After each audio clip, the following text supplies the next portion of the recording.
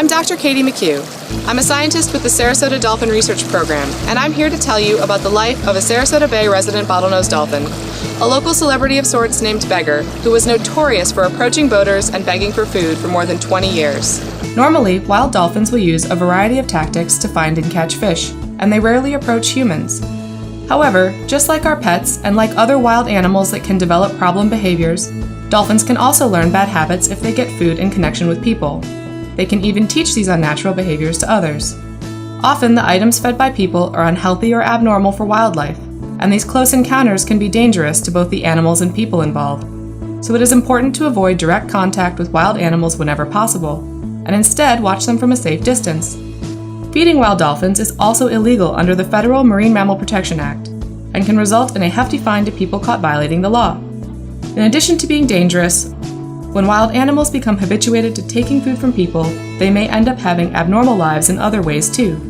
At least in part because he learned to associate people with food, Beggar's life took a much different path from that of a typical wild male dolphin. Beggar's story has a lot to teach us about how people should interact with marine wildlife, and his eventual death also highlights the potential consequences of illegally feeding wild animals. Beggar's story begins in 1990 near Nokomis, Florida, just south of Sarasota Bay. We first met Beggar when he was a juvenile dolphin learning to survive on his own, and at a young age he had already learned that people could be a source of an easy meal.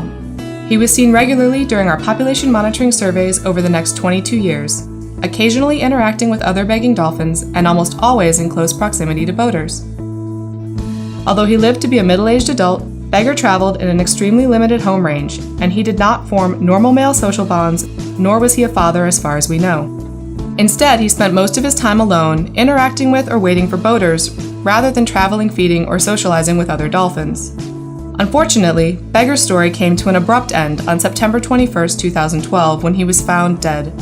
He was recovered by Mote Marine Lab's Stranding Investigations program, not far from where we first saw him all those years ago. While a necropsy was unable to determine a conclusive cause of death, it was clear that Beggar's health had suffered greatly over the years as a consequence of his close interactions with boats and his abnormal diet. Although Beggar's story doesn't have a happy ending, one of the biggest lessons he taught us was not to lose hope. Surprisingly, it turns out that even long-time habituated dolphins can kick the habit if they aren't rewarded for their begging behavior. In a 2011 study, we found that Beggar was able to adopt a more natural foraging style during times when he wasn't receiving food from people. This is a very positive thing for other dolphins heading down a similar path in Sarasota Bay or elsewhere, because it means that it is possible for us to break the cycle. If people simply stop feeding wild dolphins, then they can go on to live long, healthy, normal lives. You can help keep wild dolphins wild by staying at least 50 yards away and watching from a distance, making sure to never throw fish, food, or trash items overboard, and teaching others what you've learned by sharing the information in this video and the Don't Feed Wild Dolphins public service announcement. For more information, please visit don'tfeedwilddolphins.org and sarasotadolphin.org.